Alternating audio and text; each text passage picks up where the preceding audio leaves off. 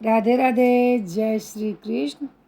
पुरुषोत्तम महात्म का अध्याय 26वां। महर्षि वाल्मीकि ने कहा, हे राजन, उद्यापन के बाद व्रत के समय धारण किए जाने वाले नियमों और निषेधों की भी समाप्ति हो जाती है। अतः अब सब प्रकार के पापों का नाश करने के लिए भगवान की प्रसन्नता के निमित्त विधि पूर्वक जो नियम ग्रहण किए जाते हैं उन्हें छोड़ने की विधि बतलाता हूँ। हे राजन, अयाची व्रत में भोजन के लिए प्रथम ब्राह्मण को भोजन कराएं। अमावस को भोजन कराने वाला व्रती दक्षिणा सहित गो का दान करें। आंवले से स्नान करने वाला पुरुष दधि का दान करें। फलों के नियम वाला फलों का दान करें और तेल के साथ घृत का दान करें अथवा घृत के स्थान पर दूध देवें। धान्य के नियम से गेहूँ और चावल का दान करें। पृथ्वी पर सोने वाला गद्दा तकिया सहित बिस्तर विद्वान ब्राह्मण को दान करें। व्रत की पूर्णता के निमित्त 2.5 सेर अर्थात 2.5 किलोग्राम वजन की कांसे की परात से 2.5 सेर अर्थात 2.5 किलोग्राम वजन की कांसे की परात अथवा थाली का दान करना चाहिए। उसमें मालपुए, पुए अथवा उनके बनाने के योग्य कच्ची सामग्री एवं ऋतु के अनुसार फल रखकर पुरुषोत्तम भगवान की प्रीति के निमित्त दान करें। इसके उपरांत सभी निमंत्रित ब्राह्मणों को स्त्रियों सहित श्री पुरुषोत्तम भगवान के सन्निधान का संकल्प करें और प्रार्थना करें, हे श्री कृष्ण, हे प्रभु, यह लोक की तथा परलोक की मेरी समस्त इच्छाओं की पूर्ति करो।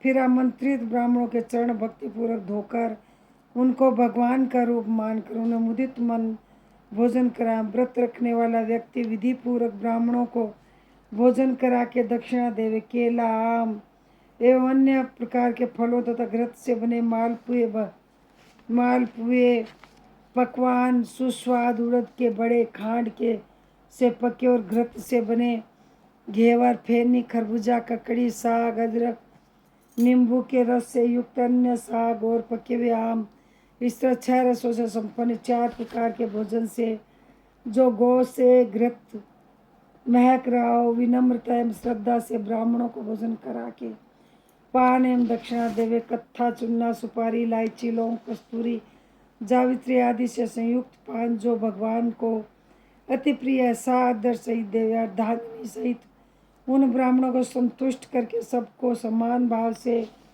सुखदायी रजाई आदि का दान भी करे।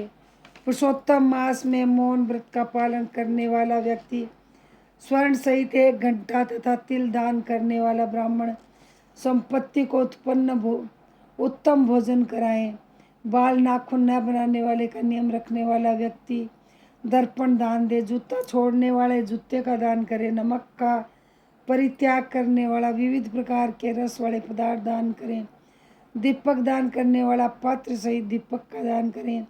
अधिक मास में भक्ति पूर्वक दीप दान करने का बहुत महत्व है। मास के अंत में नियम का त्याग करते समय तांबे का घी से भरा दीपक सोने की बत्ती डालकर ब्राह्मण को दे। फल की प्राप्ति और व्रत की संपूर्णता स्वर्ण का दान देने से ही होती है। एकांत में वास करने का नियम रखने वाला व्यक्ति 8 कुंभ अर्थात 8 घड़े दान करें। वस्त्रों के साथ स्वर्ण भी उन कुंभों पर रखना चाहिए। मास के अंत में 30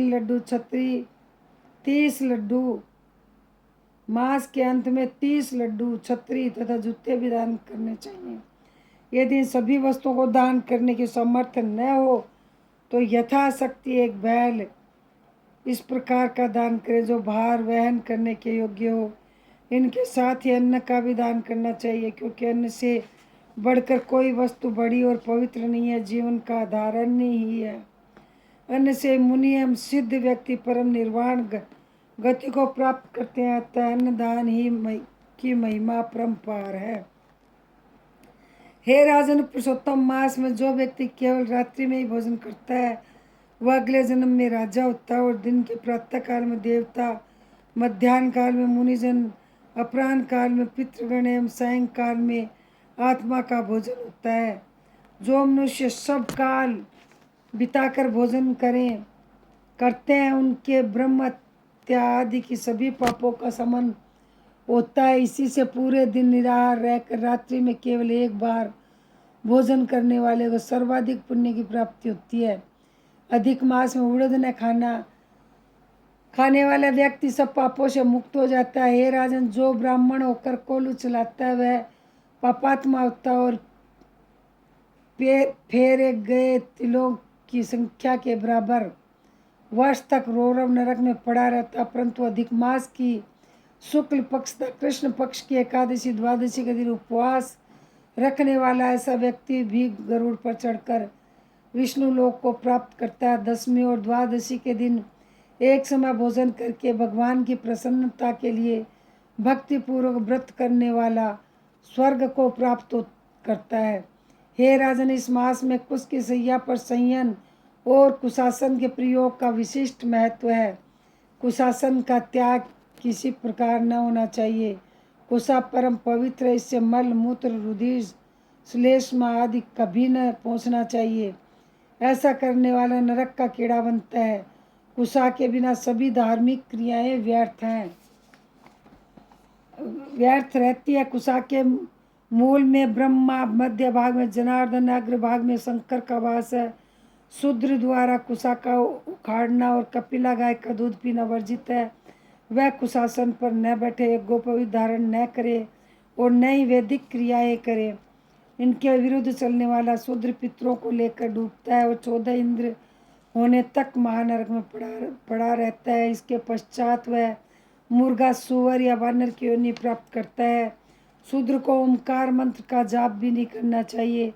महर्षि वाल्मीकि ने अंत में राजा दृढ़धनवा से कहा, हे राजन, पुरुषोत्तम मास में व्यक्ति जिस नियम के पालन का व्रत ले उससे अवश्य पूरी करे। यदि किसी तरह व्रत भंग हो जाता है तो नेत्र रोग तो कुष्ठ रोग पैदा होता है। हे राजन, ब्राह्मण की आशीष पाकर ही धार्मिक व्यक्ति स्वर्ग प्राप्त करते हैं। तब प्रत्येक व्यक्ति का कर्तव्य है वह वेद पाठी विद्वान ब्राह्मणों का सदैव आदर सत्कार करता रहे और दान आदि देकर उन्हें संतुष्ट एवं तृप्त रखें। इति श्री पुरुषोत्तम मास महात्म्य ग्रही तनि मत यागो नाम 6वां अध्याय समाप्त है। 27वां अध्याय। श्री नारायण बोले, वाल्मीकि जी के इस प्रकार वचन सुनकर राजा दृढ़धनवा ने सब पत्नी भक्ति पूर्वक महर्षि को प्रणाम किया और पूर्ण श्रद्धा एवं आनंद के साथ मुनि की पूजा की। पूजा को अंगीकार करके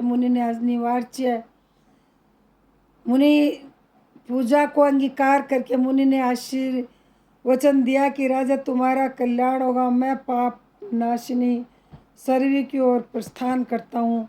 मुनि श्रेष्ठ वाल्मीकि इतना कहकर चल दिए। राजा वाल्मीकि जी को सीमा तक पहुंचाकर अपने महल में वापस आ गए। महाराज दृढ़धनवा को महर्षि वाल्मीकि की कृपा से दिव्य ज्ञान प्राप्त हो चुका। तब वह पत्नी से बोले, सुंदरी, यह संसार असार है। गंधर्व नगर के समान इस शरीर में भी राग, द्वेष आदि 6 शत्रुओं का निवास, क्रमी, विष्टा, वात, कफ, मूत्र आदि सहित भस्म होने वाली इस देह में क्या रखा है।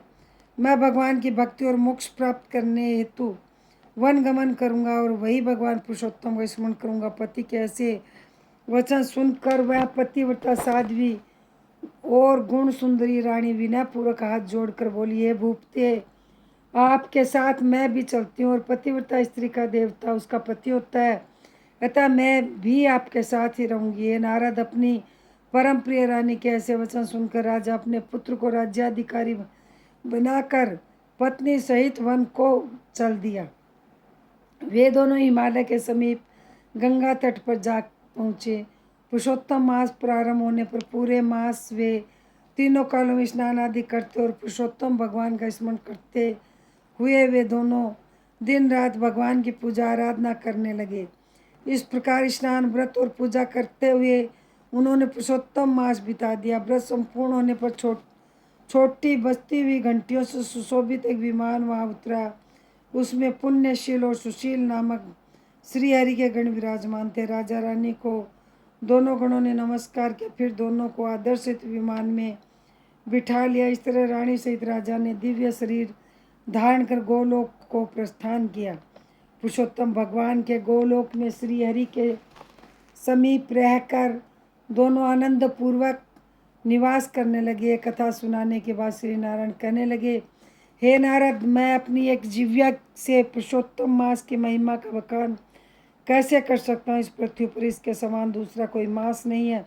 सहस्र जन्म तप करने से भी ऐसा सुफल नहीं मिलता जैसा कि पुरुषोत्तम मास में व्रत रखने पर मिलता। भूले बिसरे भी जो इस मास में उपवास, स्नान, दान और जप कर लेते हैं, उनके करोड़ों जन्मों का पापों का समन हो जाता है। यह पुरुषोत्तम मास सब मासों में श्रेष्ठ और अक्षय फल देने वाला है। इस मास की कृपा से जो दुष्ट वानर ही हरि के सानिध्य को पा गया था। नारद जी वानर की मुक्ति की बात सुनकर आश्चर्यचकित रह गए।